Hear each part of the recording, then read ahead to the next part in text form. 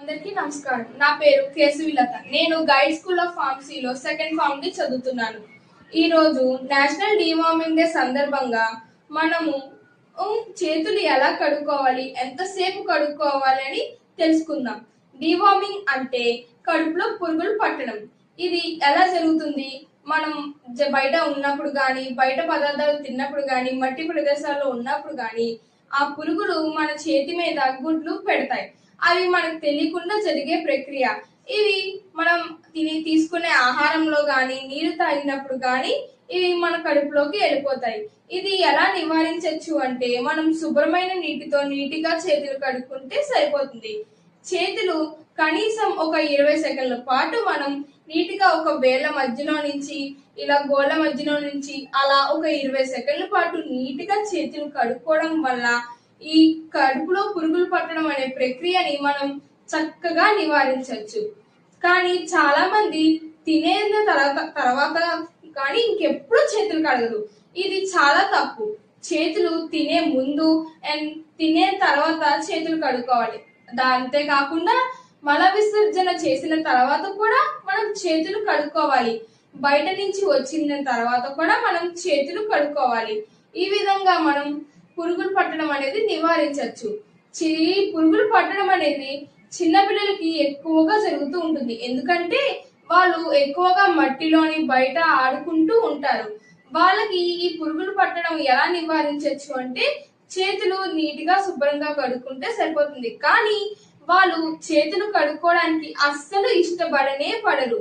కానీ వాళ్ళని నీటిగా చేతులు కడుక్కోవడం అనేది ఒక మంచి సులభమైన పద్ధతులు పాటిస్తే సరిపోతుంది. అలా కొన్ని పద్ధతులు మనం తెలుసుకుందాం. ఒకటి, మనం వాళ్ళ చేత ఒక హ్యాపీ బర్త్డే సాంగ్ కానీ, ఒక రైమ్స్ కానీ ఏమైనా పాడించడం వల్ల వాళ్ళు హుషారుగా డాన్స్ వేసుకుంటూ స్టెప్స్ వేసుకుంటూ చేతులు కడుక్కుంటారు. రెండో పద్ధతి, వాళ్ళు చేతులు కడుక్కుంటున్నప్పుడు వాళ్ళ చేతి మీద ఏదైనా మెరిపించే వస్తువులు వేసి అవి పోయే వరకు మనం కడుక్కోండి అని చెప్పడం వల్ల వాళ్ళు హుషారుతో ఆతృతతో అవి నీటిగా చేతులు కడుక్కుంటూ ఉంటారు. మూడో పద్ధతి, వాళ్ళు చేతులు కడుక్కున్నాక ఏదైనా చిన్న చిన్న వస్తువులు కానీ, స్టిక్కర్స్ కానీ వాళ్ళకి ఇచ్చి ఈ మంచిగా కడిగారు అని చెప్పి ఇవ్వడం వలన ఆ ఆతృతతోనైనా నీటిగా చేతులు కడుక్కొని ఉంటారు. ఇలా వాళ్ళని చేతులు కడుక్కోవడం మంచిగా ప్రోత్సహించడం వలన వాళ్ళు ఆరోగ్యంగా ఉంటారు. ఇంకా కడుపులో పురుగులు పట్టడం అనే ప్రక్రియని మనం నివారించవచ్చు. సో ధన్యవాదాలు. National Deworming Day we are celebrating today. It's very important as mainly affects the children aged 1 year to 19 years.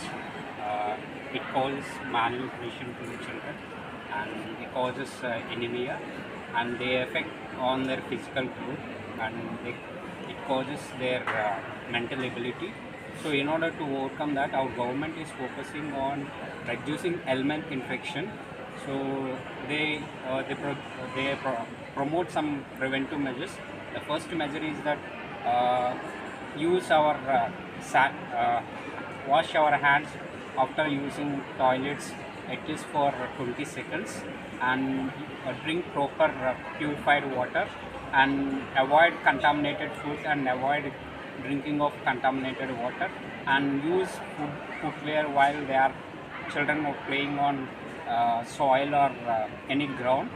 So one thing we should do is that use sanitary toilets while going defecation in outside.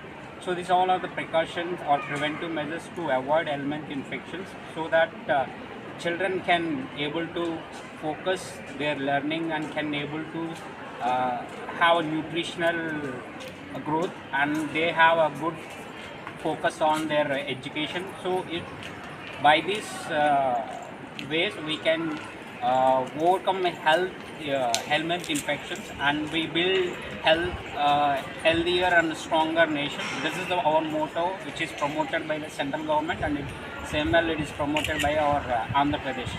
Right.